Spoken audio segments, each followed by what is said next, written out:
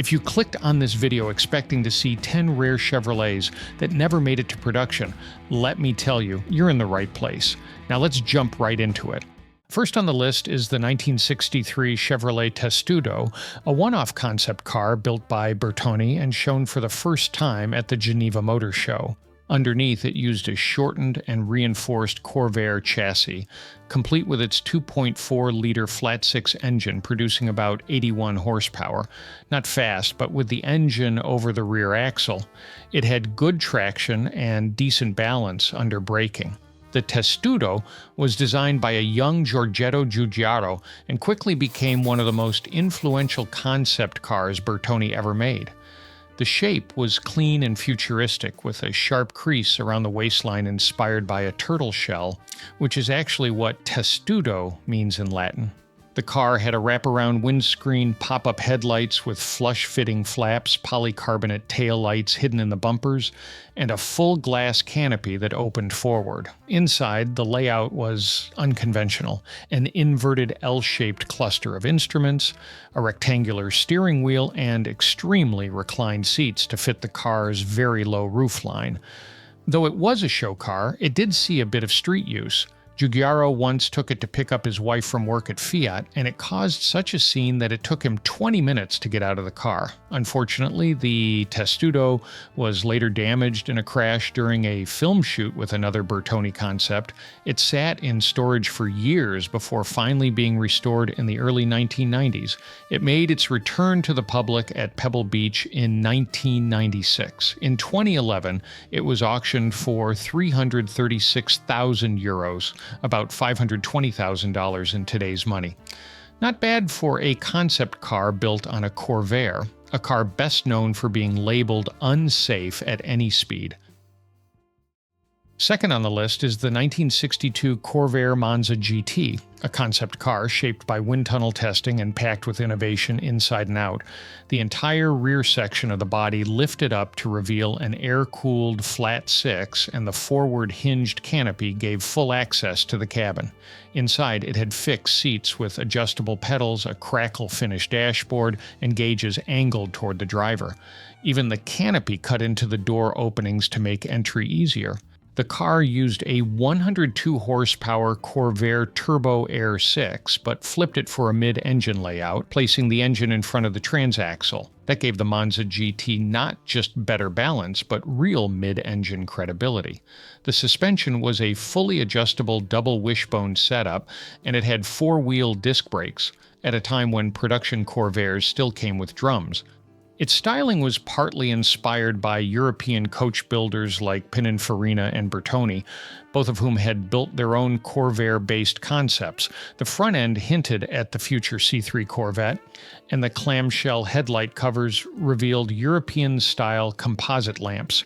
In back, twin exhausts came through the fenders, and the engine cover stretched nearly half the car's length. It debuted at Elkhart Lake in 1962, then made its way to the New York Auto Show the following year. And while the car itself never made it to production, its rear cowl design was eventually used on the late model Corvair.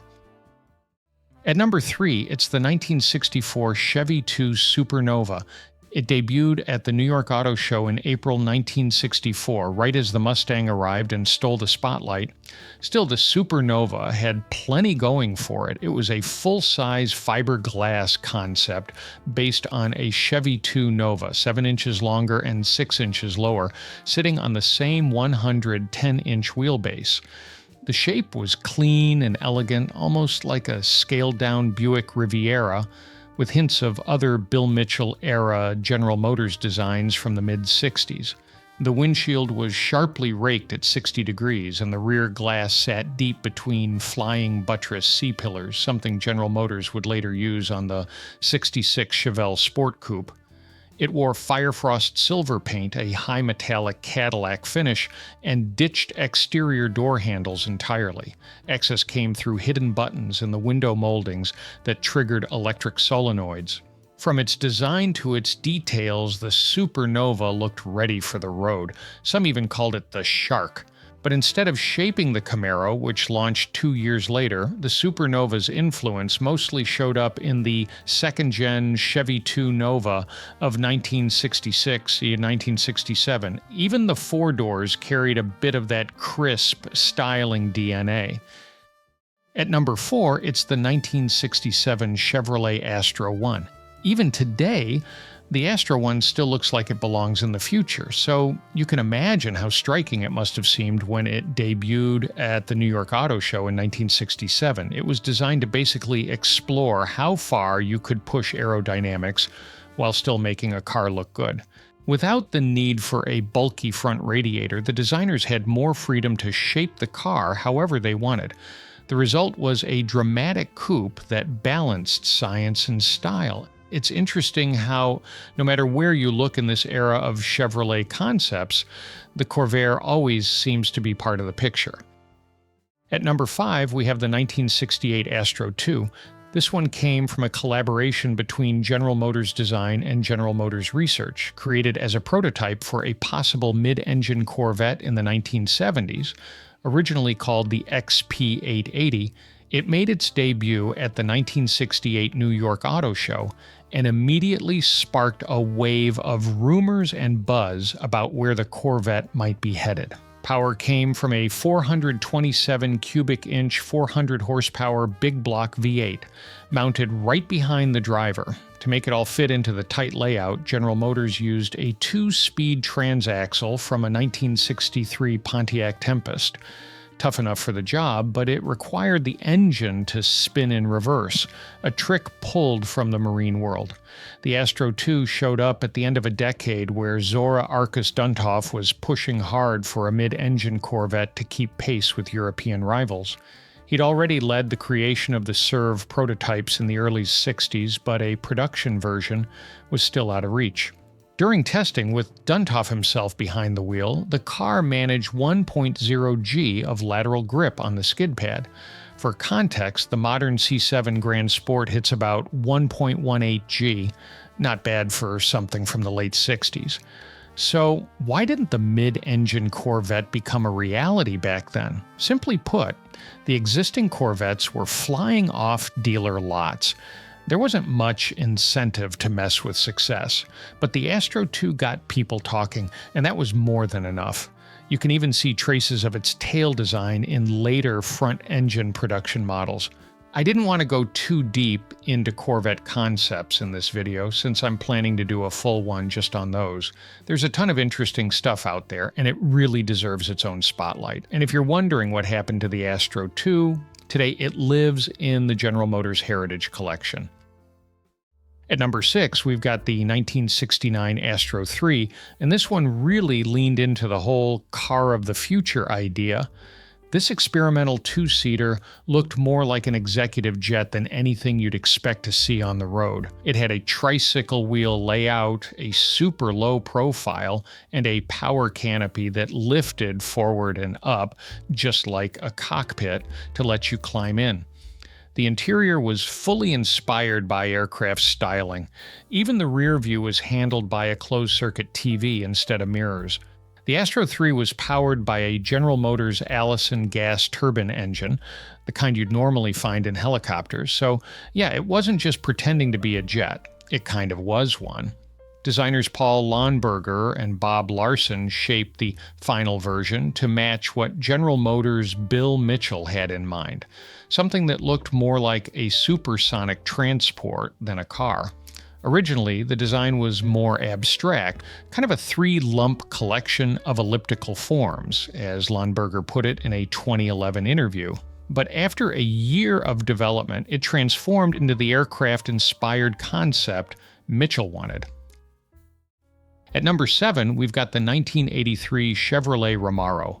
Italian design house Bertoni stepped way outside its usual lane by reimagining a 4th-gen Corvette into something far more exotic. They'd worked with Chevy before, but this was their first time putting their stamp on a Corvette. The Ramarro gave the Corvette a European look by shortening the overhangs and dropping the front end. To make that work, the radiator was relocated to the rear, though the V8 engine stayed right where it was. The doors slid forward instead of swinging out, revealing a completely redesigned interior. The name Ramarro means green lizard in Italian, and the cabin reflected that theme perfectly. No actual lizards were harmed, of course. Instead, Bertone used green leather that looked reptilian. The individual seats were replaced with a wide bench, and all the controls were packed into a tall center console, a design move that wouldn't become common until decades later. The Ramarro debuted at the 1984 Los Angeles Auto Show, just as the new C4 Corvette was hitting dealerships. At number 8, we have the 1984 Citation IV. This one took a step into the future with some pretty clever design moves. To start, it ditched the old-school carburetor, air filter, and intake manifold by using electronic fuel injection, helping the car sit about 5 inches lower than before. Under the hood was a 2.8-liter V6 engine mounted sideways for a compact setup. Inside, the dashboard was a standout with a small liquid crystal display right in front of the driver, showing everything from fuel levels to oil pressure in easy-to-read bar graphs. There was also a digital speedometer, and to keep your eyes up, the speed was even projected onto the inside of the windshield. Controls were conveniently placed within fingertip reach on pods near the steering wheel, while an angled center console connected the armrest to a deep, padded dash for a modern and functional cabin feel. At number 9, we've got the 1987 Blazer XT1. This concept was unveiled at the Chicago Auto Show. It had a 4.3-liter V6 under the hood, making 202 horsepower, paired with an electronically controlled 4-speed automatic. Not bad for the time. But the real standout was the drivetrain. 3 electronic differentials that could send up to 80% of the power to whichever axle had the most traction. Add in 4-wheel steering, and this boxy SUV could pull off a 14-foot turning radius, tighter than a lot of compact cars. The interior looked more like something from Star Trek than a Chevy. Between the glass roof and hatch, the digital Future Vision dash, and the airplane-style yoke instead of a steering wheel, it was all about the future. Even the cargo area had built-in storage modules you could access without removing them. It came from General Motors' advanced vehicle engineering team, and no, it was never headed for production. But it gave a clear look at where Chevy's head was at as SUVs started shifting from off-roaders to everyday family vehicles. At number 10, we've got the 1987 Chevrolet Express, and no, not the van. Before that name was slapped onto Chevy's full-size workhorse, it belonged to this wild wedge-shaped concept built for high-speed highway travel. The idea was to create a car that could cruise at 150 miles per hour on a proposed government-run expressway system. Powered by a gas turbine engine that ran on kerosene, the Express delivered just 120 horsepower, but thanks to its super lightweight, a drag coefficient under 0.2, and a hefty 350 pound-feet of torque, it could still reach and hold triple-digit speeds without breaking a sweat. Chevrolet packed the Express with tech that sounded like science fiction back then. Electro-hydraulic power steering, drive-by-wire throttle, cameras instead of mirrors, and even a key fob that opened the canopy automatically when you got close. And here's the kicker. All of it actually worked. This was a fully functioning concept with real working tech, not a plastic shell for show. And if this car feels familiar, that might be because you've seen it before. Think 1980s, think sci-fi, think time travel. The Chevrolet Express showed up in Back to the Future Part 2 as one of the cars cruising around in the year 2015. The information in this video was gathered from the sources shown on screen. As always, you can find the sources in the Google Doc linked in the description. I recommend checking them out for more details. All right, before I wrap this up, what do you think of these cars? Is there one you'd throw on the list? And out of the ones I talked about, is there one you'd want to see a full video on? Let me know in the comments. If you enjoyed this video, feel free to subscribe and click on the recommended video that appears on the screen. It's all about 10 rare cars Ford built but never released. Otherwise, I'll see you in the next one.